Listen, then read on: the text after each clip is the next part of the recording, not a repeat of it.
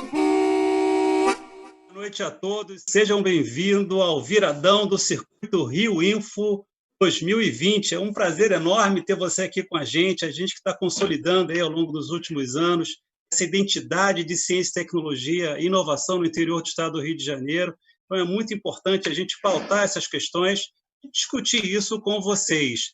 E lembrando também essa questão da virada que nós estamos vivendo hoje no Brasil inteiro e no mundo, que nós estamos realmente saindo de um momento muito difícil e estamos deixando para trás muita gente, infelizmente. Então, a gente tem que honrar um pouco a nossa humanidade nesse momento, fazer daqueles valores que nos sustentaram até agora, de solidariedade, amizade, companheirismo e com muita ciência, tecnologia e inovação.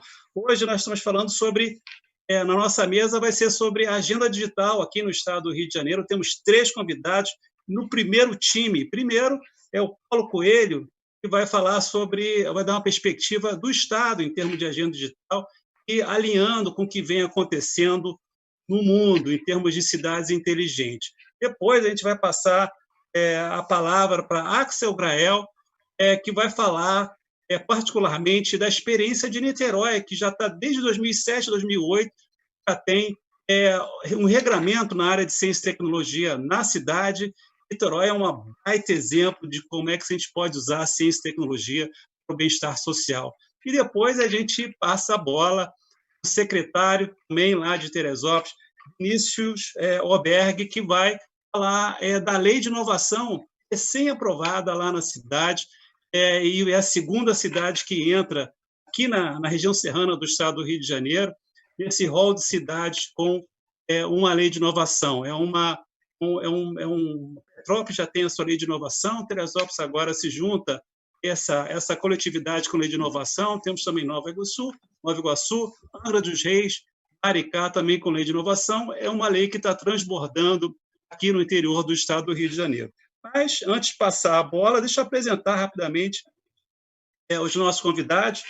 Paulo Coelho é PhD em Sistemas Informatics pela Universidade de Paris Sorbonne, mestre no Instituto Militar de Engenharia, com mais de 30 anos de experiência na área de tecnologia da informação e comunicação, como executivo de empresas públicas e privadas. É consultor em soluções de tecnologia inovadoras e disruptivas, que agregam valores ao negócio e atuante em planos e estratégias de tecnologia focados na transformação digital.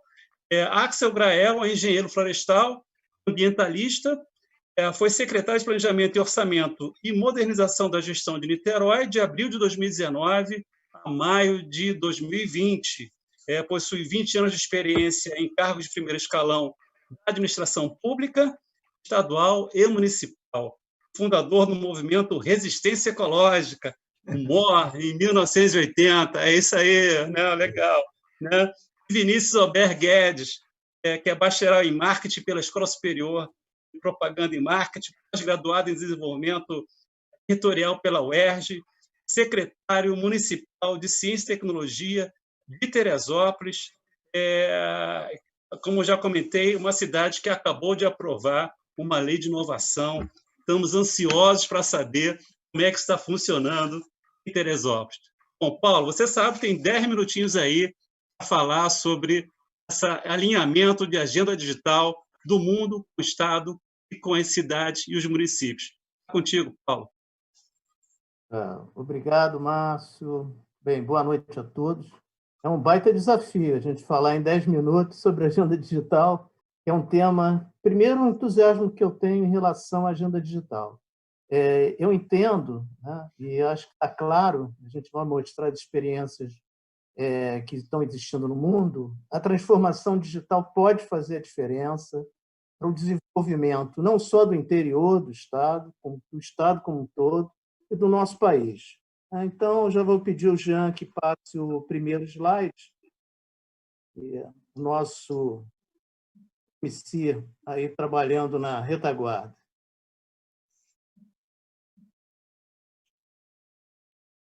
Bom, por que agendas regionais no estado do Rio de Janeiro? O Rio de Janeiro, acho que tem um viés muito importante em termos de capacidade de formação de mão de obra, né, de geração de negócios e principalmente na área de TIC.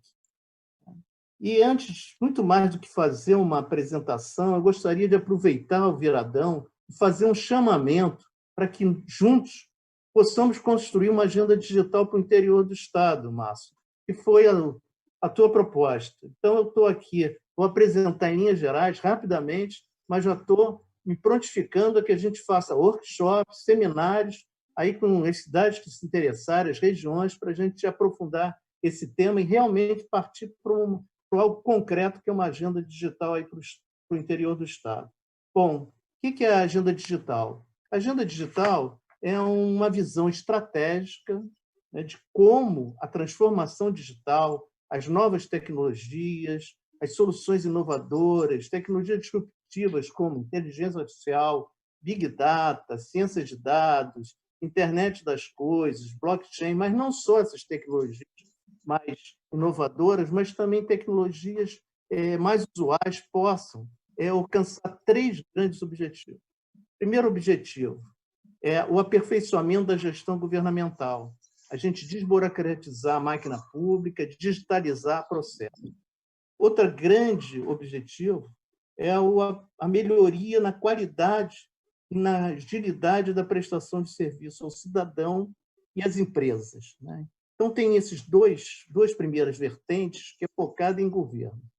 Mas existe uma terceira, né, que talvez seja o grande diferencial da inovação tecnológica, dessas novas possibilidades da transformação digital, que é o desenvolvimento socioeconômico de um continente, de um estado, de um país, e aqui estamos falando do interior do estado do Rio de Janeiro. Então, vamos passar para o próximo slide, Jean, onde a gente...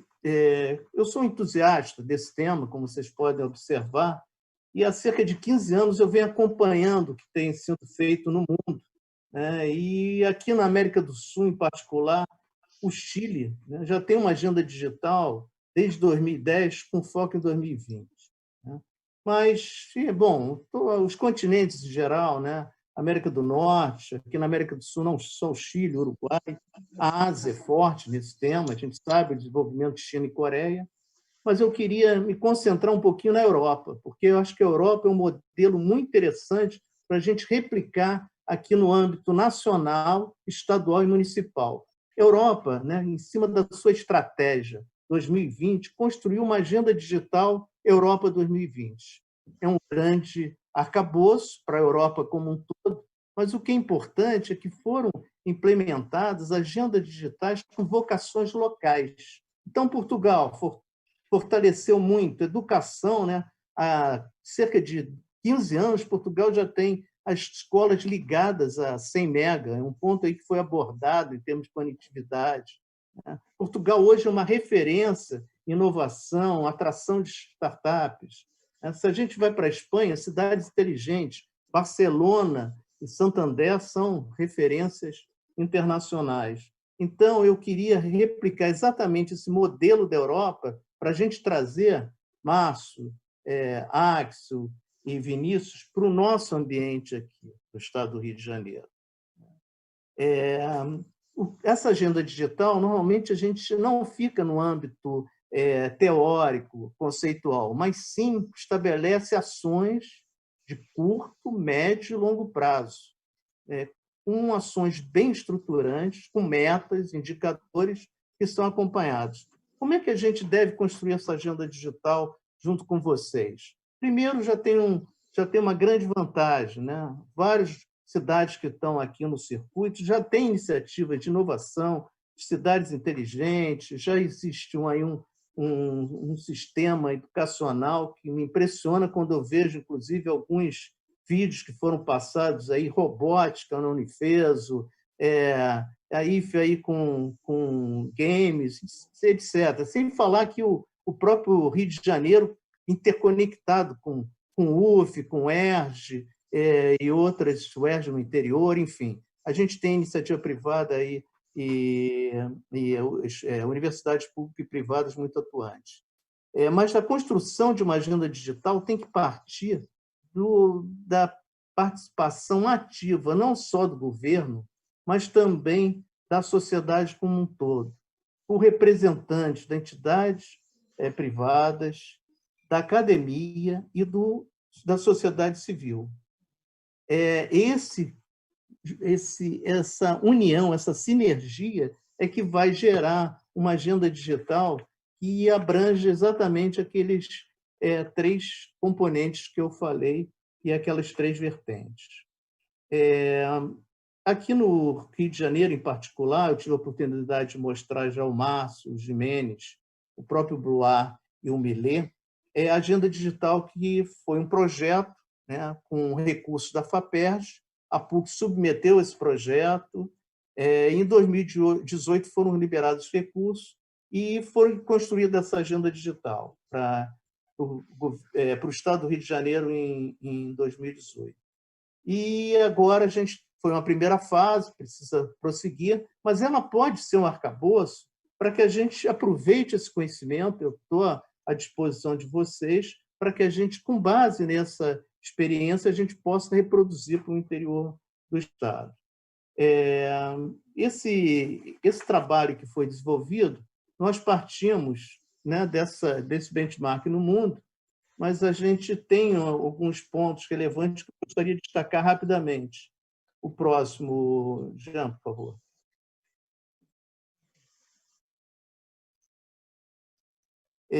Nas agendas... 2 minutos, hein, Paulo? Quantos minutos? 2 minutinhos. Tá. Bom, eu vou tentar passar rápido, porque é um tema, como você sabe, que me entusiasma e, ao mesmo tempo, bem abrangente. Esses pontos relevantes das agendas digitais eu vou concentrar em 2 tópicos. Rede de banda larga de alta performance. Não existe nada digital, como a gente pôde ver, educação, saúde, telemedicina, educação à distância, enfim, qualquer processo de modernização sem conectividade. E um outro ponto também fundamental nas agendas digitais é o foco no cidadão. O cidadão sendo o grande centro de atuação e de cuidado nessas agendas digitais implementadas. E também, não menos importante, alfabetização digital, porque senão você tem os novos excluídos desse processo pelo desemprego. O próximo, por favor. Esse gráfico é um gráfico que, sempre que eu faço essa apresentação para gestores públicos, eu tento enfatizar. Por quê? Ele mostra uma relação direta entre o desenvolvimento de tecnologia da informação e o PIB per capita. Isso é exatamente essa motivação que a gente estava comentando, que a gente tem que levar para os governantes. Existe uma correlação direta, quer dizer, às vezes se esquece quanto que a tecnologia, quanto a inovação, embora pareça óbvio, não é tão óbvio assim para os governantes. Então, Coreia é típico, né? Um exemplo típico, há 40 anos atrás, estava metade do PIB per capita do Brasil, hoje está quase 3 vezes. Eu estava no doutorado na França nos anos 90, 1/3 dos doutorandos eram coreanos. E agora, o meu orientador, em 2018, esteve na Coreia, para ver o que a Coreia e a China estavam realizando. Outro estudo interessante é do IPEA, onde mostra, em 2017, um estudo em que um incremento de 1% no acesso à internet gera um aumento de até 0,2% no PIB, ou seja, 1% de penetração é 0,2% do incremento no PIB. O próximo, por favor. Bom, só para ir já indo para a reta final, Márcio, a gente tem um contexto altamente favorável.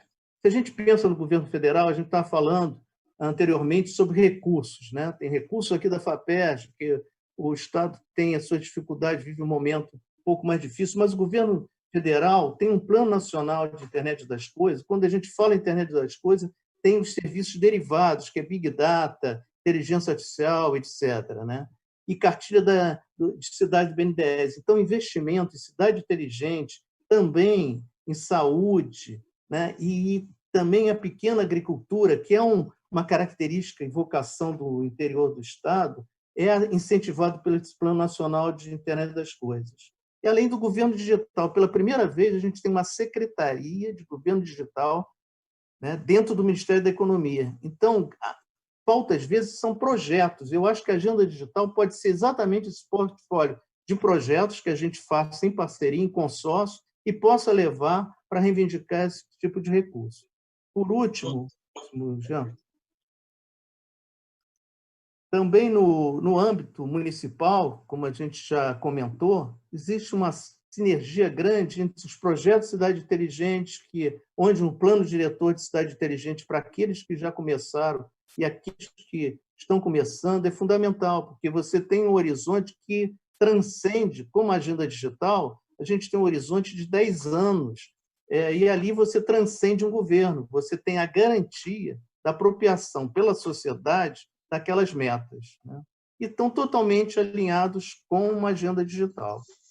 Bom, finalizando, só o meu muito obrigado, está o meu e-mail aqui, e estou à disposição para a gente realmente construir. Vamos fazer dessa... Eu tive até, de ontem para hoje, eu estava pensando, que eu acho que não é coincidência viradão, né? É uma virada com união, né? Então, estamos juntos ainda 6 horas, mas é uma virada com união. Estamos juntos nesse processo.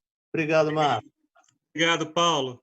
Obrigado pela explanação. Essa questão aí da inovação para entrar dentro do governo, seus processos, produtos e serviços, é algo muito importante, não só para o interior do estado do Rio de Janeiro, como bem lembrou o Blois, tem vários estados assistindo a gente, várias cidades preocupadas exatamente com essa questão de como levar a inovação a seus processos, produtos e serviços. Para falar nisso, Axel Grael, então, vai falar agora da experiência de Niterói, que já é uma experiência de mais de 12 anos, posso dizer assim, né? Desde 2008 tem uma lei que trata dessa questão de como levar a inovação para dentro dos seus processos, produtos e serviços públicos. Axel, seja bem-vindo. Bem, muito obrigado, Márcio, muito obrigado, Blois, aí por mais uma vez aí essa ótima organização, né, essa iniciativa de promover esse encontro sobre inovação, né, o meu amigo Paulo Coelho, né, o Vinícius Oberg. Eu primeiro queria falar que eu acho que essa discussão é uma discussão muito oportuna, porque nós estamos vivendo esse momento de pandemia, ainda, né, estamos no auge, né, da crise sanitária, mas logo nós esperamos aí poder estar saindo, né, desse momento de crise sanitária, e a gente tem uma tarefa pela frente, né, como gestores públicos, como pessoas que pensam, né, a nossa sociedade. A gente tem um desafio que é construir esse novo normal que vem aí pela frente. E esse novo normal, se a gente voltar a tudo que era antes, a gente vai ter perdido uma oportunidade histórica, né, de dar um salto adiante. Então, acho que até reverenciando, né, todas as perdas que nós tivemos aí nesse momento, é fundamental que a gente pense, né, em como fazer com que esse novo normal, esse futuro que vem aí pela frente, que ele seja inovador, que ele seja melhor, né? Nós temos aí uma necessidade de avançar na agenda da sustentabilidade, né, da qualidade de vida, né, da justiça social, e eu acho que a inovação é fundamental nisso tudo. Então, quando a gente fala em cidade inteligente, né, eu acho que nós estamos falando no que vem pela frente e é logo ali. E se a gente não arregaçar as mangas e ajudar a construir isso, né, esperar de uma forma passiva, o que vem pela frente não será tão bom quanto poderia ser, né? Então, acho que é oportuno que a gente esteja aqui discutindo sobre isso. Eu queria falar um pouco sobre a experiência de Niterói. Niterói começou, deu um salto, né, em termos da agenda da cidade inteligente a partir de 2014, quando nós desenvolvemos, né, quando a cidade desenvolveu o SIGEL, que é o Sistema de Gestão da Geoinformação de Niterói, que foi assim, a base, né, para todas as demais ações que vieram nessa área de ciência e tecnologia, na administração municipal.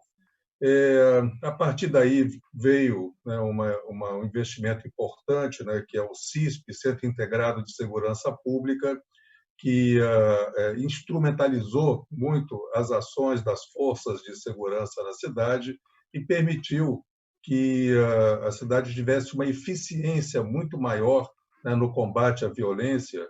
Hoje, a Niterói é uma das cidades com os melhores índices, né, de segurança na região metropolitana do Rio de Janeiro, e muito em função desses investimentos em inteligência, né, e tecnologia. Uma das questões que fez toda a diferença, né, foi um sistema de cercamento eletrônico, né, com portais, né, inteligentes nas entradas da cidade, e o que nós chamamos das alças internas, que permitem, por exemplo, que você identifique a chegada na cidade, né, de um carro roubado, por exemplo, né, de uma forma automática, e você monitora o deslocamento desse automóvel na cidade. Só isso já melhorou demais, né, a capacidade de resposta, né, e de desvendamento de crimes aqui na cidade. Um outro investimento, né, que foi até reconhecido aí como um dos melhores, o Le Monde colocou até a experiência de Niterói como uma das melhores, é o Centro de Controle Operacional da Mobilidade, né, que permitiu que pudéssemos fazer uma gestão muito melhor do trânsito, né, na cidade.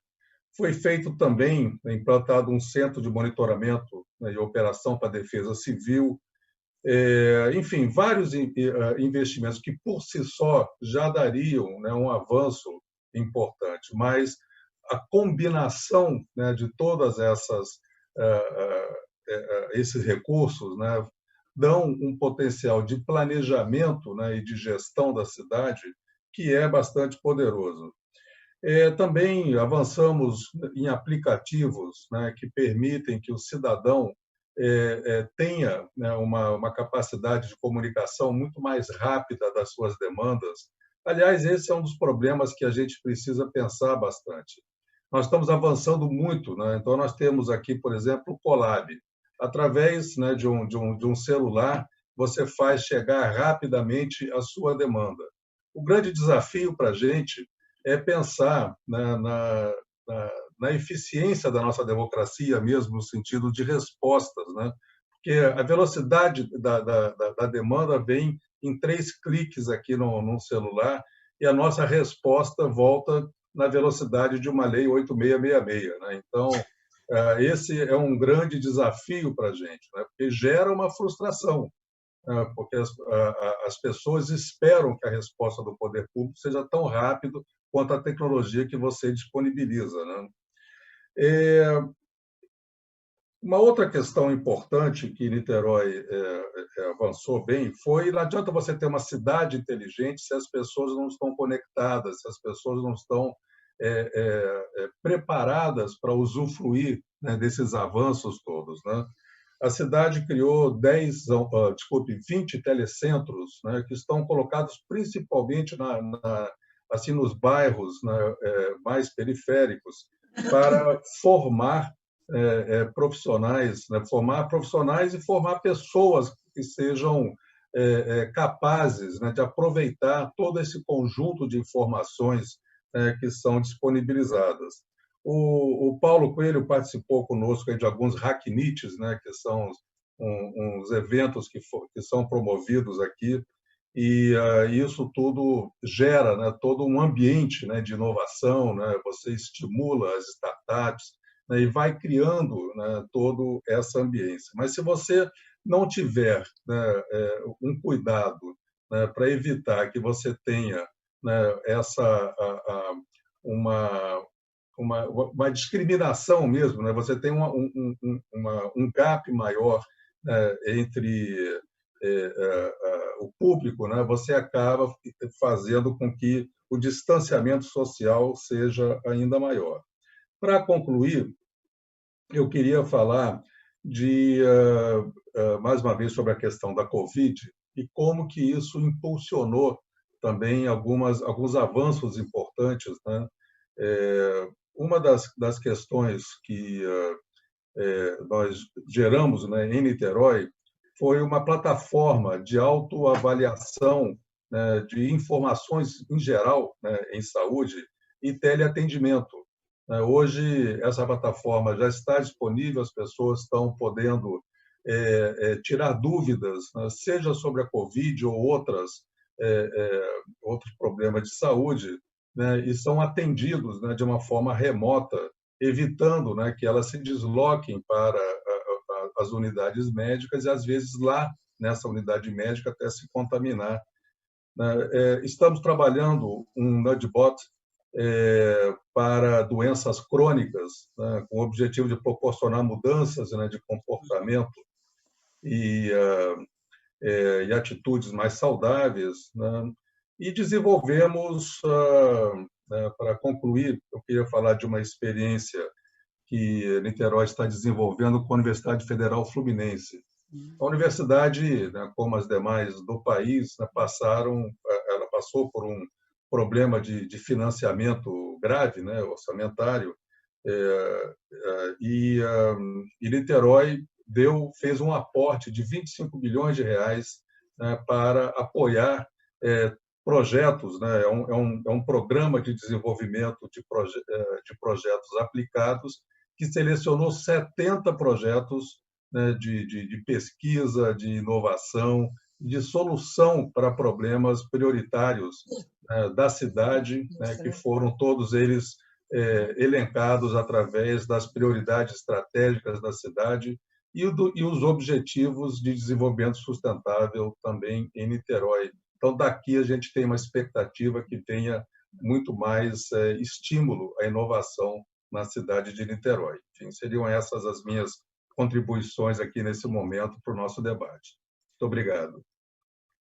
Obrigado, Axel. Realmente uma experiência muito grande da cidade de Niterói, e isso é importante para as outras cidades entenderem como é que Niterói está trabalhando. Essa questão também de aporte aí, nas universidades é importante para as cidades menores que têm uma universidade local, possam entender melhor como é que podem, vamos dizer assim, comprar inovação, ciência e tecnologia, que o marco legal hoje já permite isso. Vou passar, então, para o Vinícius Oberg, que a Teresópolis, nossa querida Teresópolis, aí, boa noite, Márcio, tudo bem? Sancionou a lei de inovação. Vamos ver como é que vocês estão nessa situação, olhando aí o exemplo aí de Niterói como um benchmark. Com certeza, com certeza. Quero agradecer pelo convite, agradecer ao Alberto, dar boa noite também ao Axel, ao Paulo. Enfim, está sendo um aprendizado, a gente está aqui trocando essas experiências, principalmente para mim, que estou empreendendo no setor público há pouco tempo, há menos de 2 anos aí. Então, tudo é um aprendizado, e agora todos nós passando no meio dessa pandemia e também podendo aprender ainda mais num tema que a gente jamais esperava estar enfrentando, né? Falando sobre a Covid, a Covid está colocando a ciência e tecnologia em outro patamar, né, do que a gente estava há 4 meses atrás, dando uma importância para o mundo da importância da ciência e tecnologia. Aqui em Teresópolis, a gente tem adotado algumas estratégias bem bacanas. Uma delas, assim, parecido com a de Niterói, foi reconhecida como uma estratégia bem sucedida hoje pela COP da FRJ, que é o aplicativo de autoavaliação de diagnóstico. O bacana aqui é que o prefeito ele integrou essa estratégia de autoavaliação dos sintomáticos na estratégia de testagem em massa. Então, hoje, a Secretaria de Saúde está monitorando a cidade, a gente já tem mais de 9 mil registros de usuários, de cidadãos de Teresópolis com sintomas, e a Secretaria de Saúde está fazendo um trabalho direcionado para os grupos de risco, né? Então, a gente consegue ter no nosso painel Covid, que é um dashboard que a gente tem todo esse acompanhamento, essa térmica da pandemia na cidade. Outras ações a gente também trouxe de inteligência artificial, usando as câmeras de monitoramento da cidade para poder fazer a mensuração e avaliação do isolamento social, né? São ferramentas que também foram usadas em outra cidade.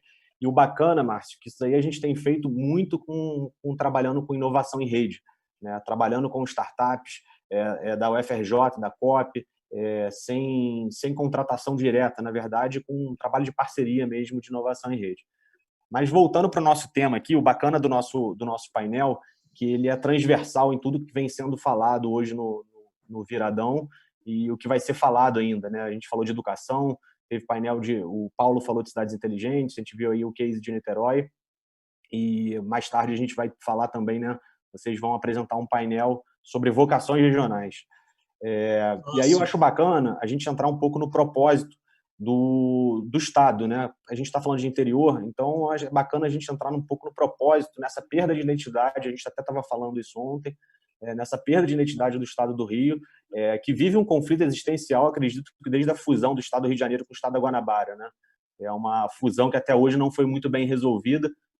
O Axel está aqui, Niterói foi capital do Estado do Rio de Janeiro, ele sabe isso melhor do que a gente, ele acompanha isso, e a gente tem que chegar a essa reflexão de que Estado a gente quer, qual é a vocação mãe do nosso Estado, né? A gente fala muito do petróleo, mas aí trazendo para o marketing, que é a minha área de formação, o petróleo é a nossa vaca leiteira, né? É o que dá a receita hoje imediata. Mas o que seria a nosso produto estrela, que é onde a gente quer chegar como Estado? É o turismo? Não sei se é o turismo, é a tecnologia, também não sei. Hoje o PIB de tecnologia de Florianópolis já superou o PIB do turismo de Florianópolis. Então, quem diria, né, que uma ilha cercada de várias praias, que é conhecida internacionalmente, hoje ela não é mais a vocação, o produto estrela dela hoje passou a ser a tecnologia, né? E aí a gente começar a cruzar, entender as vocações regionais, aquilo que a gente estava conversando mais cedo, com os ambientes de inovação, né? Como é que a gente tem uma política de Estado para identificar essas políticas regionais e colocar a máquina do Estado, as universidades do Estado, os centros de pesquisa do Estado e do governo federal para atuarem em articulação com essas vocações regionais, né? Então, aqui em Teresópolis, por exemplo, a gente tem a agricultura como uma vocação regional. Por que a UERJ e a FAETEC, as escolas estaduais de ensino médio e técnico, não trabalham em função da agricultura, por exemplo? Por que a Secretaria de Ciência e Tecnologia não trabalha em função das agritechs, da internet das coisas no campo, por exemplo, né? E aí a gente falando também de intermunicipalidade, a gente destacar aqui estratégias de consórcios públicos, de consórcios da sociedade civil, agências de desenvolvimento regional. Hoje a gente tem o Serratec ganhando um novo rumo. O prefeito vai lançar aqui na próxima semana um curso para formar 100 programadores na cidade. Petrópolis já passou por isso, você esteve lá à frente desse projeto também. Então, a gente começa a identificar soluções que vão além do poder público, mas o poder público ele tem que fomentar, ele tem que articular isso e dar o rumo, né, para a sociedade civil poder atuar nessa convergência. Portugal tem uma experiência muito bacana em planos de desenvolvimento regional. Eles fazem um detalhamento incrível de acordo com as especializações em cada micro-região, justamente para direcionar essa atuação, e às vezes você não tem um esforço desperdiçado de energia, né? Estou acompanhando o meu tempo aqui para poder... Tem 5 minutinhos ainda. Perfeito. Um case que eu estou estudando bastante desses ambientes de inovação, o Paulo falou muito da questão da Europa, eu também acho que a gente tem que olhar para lá. Um case que eu tenho estudado muito é o case de Manchester, que foi uma cidade protagonista da Revolução Industrial, e depois entrou num ciclo profundo de recessão, de perda de emprego, e hoje ela começa a se reinventar, explorando esses seus ativos e essas especificidades locais, né? Hoje é a região que mais cresce no Reino Unido, fora de Londres, essa região de Manchester, justamente aproveitando essa herança da indústria, vamos dizer, da primeira, da segunda Revolução Industrial, e entrando na quarta Revolução Industrial. E a gente vê nesses cases que todos eles têm uma mão do Estado pesada, né? A gente fala muito desse Estado liberal, mas não tem inovação. As maiores inovações do mundo passam aí pela essa atuação forte do Estado, né? A Alemanha é um exemplo também. Hoje, Berlim importa e produz talentos, importa talentos de todo o mundo com as suas universidades, e ela também deu focos regionais na sua inovação, né, especializando em fintechs, em IoT, em saúde. Então, a gente traz essa questão como aprendizado para o estado do Rio, de como a gente pode identificar essas vocações regionais e atuar e trazer a inovação para cima disso, né? E aí são vários desafios, né? A gente vem identificando aqui quais são os nossos desafios na pele, no dia a dia, aqui na Prefeitura de Teresópolis. A gente tem o desafio da formação de mão de obra, o desafio do fomento, né? Que cadê o recurso? Os municípios ficam muito reféns da questão do recurso, né? Dependendo, como você disse, da FAPERJ mais cedo, das agências estaduais de fomento, e da infraestrutura. A infraestrutura, ano passado, você acompanhou isso, Petrópolis e Teresópolis apareceram pela primeira vez no ranking das 100 melhores cidades para se fazer negócios, e o quesito foi graças à infraestrutura de fibra ótica. Petrópolis a segunda, né? Teresópolis foi a primeira, e graças à rede de fibra ótica. Mas essa rede de fibra ótica, até que ponto ela é democrática para chegar nas comunidades, chegar nas escolas municipais, por exemplo? É uma outra questão que a gente tem que trazer para o debate, né? E aí, falando um pouco da lei de inovação, não vou conseguir entrar na lei de inovação toda de Teresópolis, mas depois a gente pode buscar apresentar ela, né? Com mais detalhes. A gente tem atuado aqui, a direção que o prefeito deu para a gente assim que ele assumiu foi que a secretaria atuasse em 4 frentes, né? Prefeitura digital, então a gente tem que tirar uma prefeitura que estava no século XIX, trazer para o século XXI. A segunda é a frente das cidades inteligentes. A gente já está com o projeto do nosso Centro Integrado de Comando e Controle, como o de Niterói, já no Ministério da Segurança Pública para convênio, para assinatura de convênio. Uma outra frente que ele orientou que a gente atuasse fortemente, que não é uma frente de responsabilidade da prefeitura, é a parte de ensino superior e técnico, que a prefeitura precisa puxar isso. O estado tem 92 municípios para cuidar, e se a prefeitura não puxar isso, a gente viu que a gente não ia conseguir avançar no ensino público. E a quarta e última frente é a frente do ambiente de inovação, que ela é principalmente estimulada pela nossa lei de inovação, que é o carro-chefe, que define a política municipal de inovação, que foi uma lei que a gente se inspirou em alguns municípios, como Petrópolis, Niterói, Maringá, Florianópolis, e a gente adaptou para as condições regionais de Teresópolis, fazendo em parceria com a Unifeso, a partir de um acordo de cooperação. O professor Zé Roberto deve estar acompanhando a gente. Ele participou da elaboração dessa lei, e hoje a gente já tem a lei e a gente está começando a regulamentar essa lei para poder implementar todo o sistema municipal de inovação. É isso. Eu queria agradecer mais uma vez. Eu acho que o interior do estado tem todas as vantagens competitivas para a gente poder crescer e se desenvolver, né? Tem segurança, tem custo baixo de vida, tem infraestrutura em parte, né? A gente sabe que ainda tem muitas deficiências em grande parte do interior, são algumas poucas regiões privilegiadas, e tem boas universidades também, que eu acho que se a gente trabalhar de forma estratégica e assertiva, a gente consegue ter um sucesso, a gente vai conseguir ter um sucesso nessas estratégias. Então, obrigado, Vinícius, obrigado, Paulo, obrigado, Axel. Eu vou aqui resumir algumas perguntas que foram colocadas no nosso chat aqui pelo YouTube, e também algumas questões que foram aqui pipocando na minha cabeça. Então, a primeira delas deixa eu ver aqui se eu encontro o nome da pessoa que postou, mas ele fala sobre essa questão de parceria público-privada. Queria que vocês comentassem como é que uma cidade, se ela pode sozinha trabalhar para se tornar uma cidade inteligente, que atenda ao seu cidadão. Foi o Lucas de Andrade. Obrigado, Lucas. Ou se ela pode fazer isso sozinha. Assim, a parceria público-privada ela é importante. Uma outra questão também que foi colocada aqui foi a questão, o Axel até comentou aí, um dos pontos foi a questão dos telecentros. Aqui em Petrópolis a gente chama de CID, Centro de Inclusão Digital.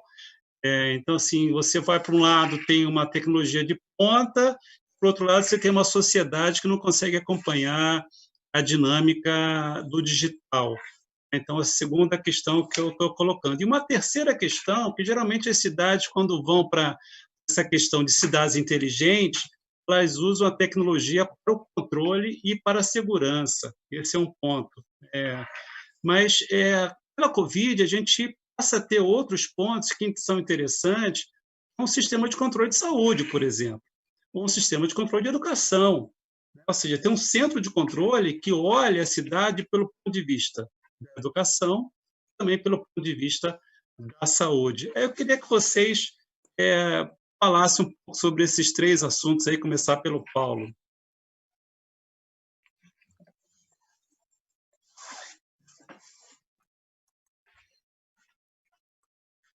Paulo?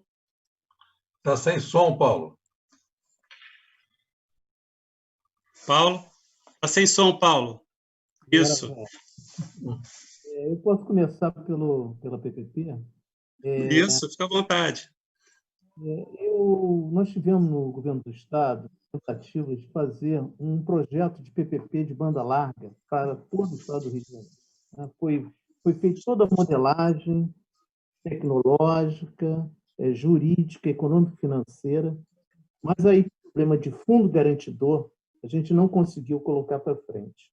Agora, nesse novo governo, eu fui procurado pelo pessoal da Câmara Metropolitana, né, tentando desenvolver algo parecido, porque o BNDES começa a apoiar fortemente as parcerias privadas. E, no outro dia, numa reunião lá no próprio BNDES, eles estão incentivando que tenha consórcios de municípios, de prefeituras, na linha do que o Vinícius e o Axel também colocou, de tal forma que, por exemplo, no caso de um centro integrado para segurança pública ou para serviços públicos em geral, possa ser feito isso de uma forma consorciada, minimizando recursos, racionalizando recursos e aí eles alocando financiamento, inclusive, às vezes, até a fundo perdido, se for o caso.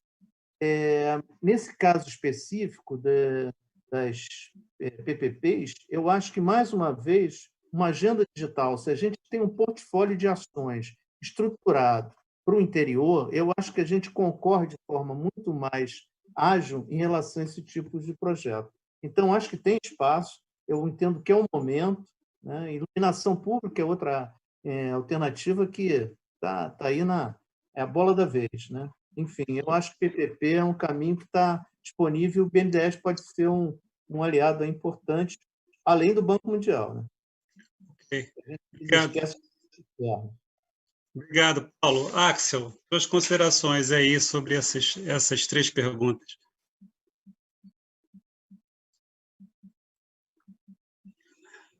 O som. O papel, né, do poder público lógico, tem coisas que são próprias mesmo da administração pública, mas o grande papel, né, da administração pública, como o Vinícius falou aqui da experiência internacional, é você criar, você estimular que a iniciativa privada possa ter condições para desenvolver, né, o seu trabalho, que é a experiência de Florianópolis. Florianópolis, por que deu um salto? Né?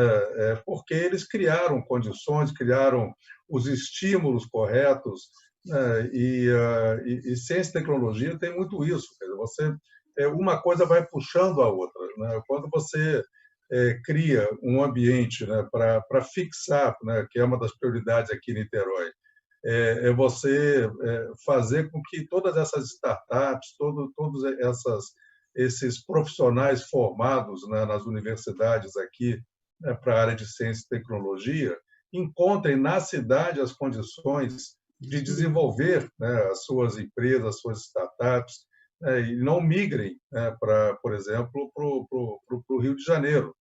Então, a gente perdia muitos talentos, perdia muita das pessoas que foram formadas aqui, né, e não geravam os seus negócios aqui. Então, essa é uma questão importante. E muitos segmentos, né, eu acho que também o poder público não tem que se aventurar em coisas que a iniciativa privada pode eventualmente fazer com mais velocidade, com mais eficiência, porque também, como a gente já conversou aqui, a administração pública ela tem amarras que muitas vezes dificultam muito. Um dos grandes obstáculos, né, para a inovação, e, aliás, a legislação nacional da área de inovação agora veio ajudar nesse sentido, mas os sistemas de controle, né, tribunais de contas, são grandes dificultadores, né, da inovação, né, porque ainda não se inovaram, né? Não se inovaram, e eles são muito pautados, né? Então você tem que fazer com planilhas EMOPs e tal, que muitas vezes não estão preparados. Então você quer fazer uma obra e inovar, né, nas técnicas, né, seja na área de saneamento, na área de pavimentação de vias, é tão complicado que você desiste, né, de fazer a inovação, né? Então a gente tem que achar esses caminhos também. É isso mesmo, né? Vamos passar então para o Vinícius. Vinícius, as suas considerações aí, a gente encerra depois disso. Então, trazendo aqui para a experiência de Teresópolis, a gente enfrentou não só essa burocracia que envolve o processo de concessão de PPP, como a questão do tempo, né? O prefeito Vinícius Clausen assumiu uma cidade no mandato tampão. Então, a gente tem um pacote de concessões pronto. Como a Axel disse, a gente tem que buscar outras fontes de recurso, e principalmente onde o Estado não é tão competente como o setor privado para atuar.